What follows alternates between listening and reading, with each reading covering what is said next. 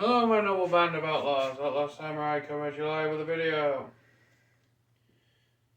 This is for Toes 1, a video I had made previously, but didn't like how it turned out. Ignore the mop bucket and such in the background. I had just finished cleaning my aunt's living room. In any case, and the cot is so I can spend the night.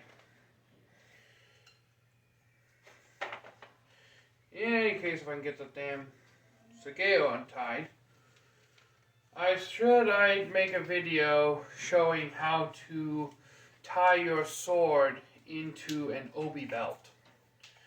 Now, quick little caveat here that my Sageos are about 3 to 4 times longer than traditionally used, simply because I make them out of paracord, so I can get away with making them longer, and B, because they're made out of gutted paracord, in a pinch I can always weave them, as it was, unbraid them, and use them as cordage. So, there are actually 2 historical means of doing this. One is where you take the cords like so and attempt to cinch down.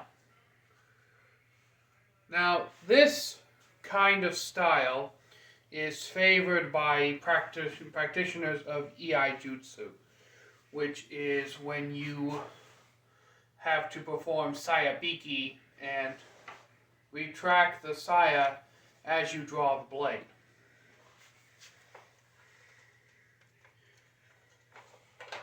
And it's useful, and you want to grab the loose end, and you just simply, normally all you have to do is simply, of course, my dumbass completely told you to grab the wrong end. Just grab the loose part here and pull. And it should, in theory, untie. Now, in all honesty, I do not remember how to actually do the EI style where it hangs down like this. The other traditional style is like so, where you have the sword down to the kurigata in your belt, and you wrap it in a crossing manner like so. And this is more of your standard samurai style. This is most commonly used for keeping the sword in place when you're not trying to perform some sayabiki. This is more for when you carry the sword in public or walking around, because it holds the sword very securely. And in this manner of tying, you can still thumb pop the blade out, or if you're caught by surprise and you don't have time to get both hands on the sword, this method allows you to one hand draw your blade, and you don't have to worry about the saya going anywhere because it is essentially tied in place.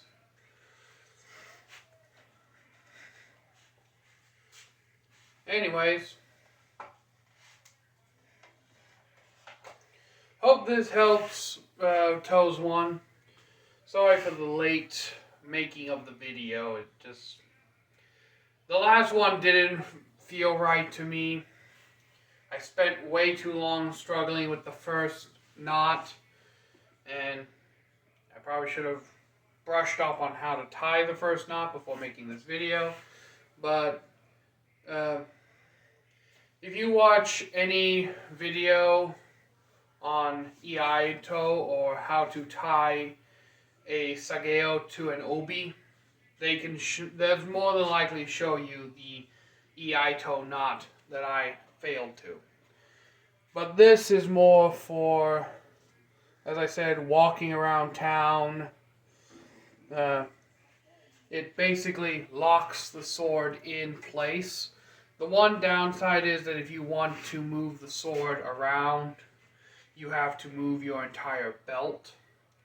Now, since I use a 3-inch wide leather work belt as my obi, or my sword belt, that doesn't really affect me. But if you're using actual karate belts or an actual obi, then I would say get your sword situated in a place where it's not too encumbersome and not uncomfortable before cinching it down.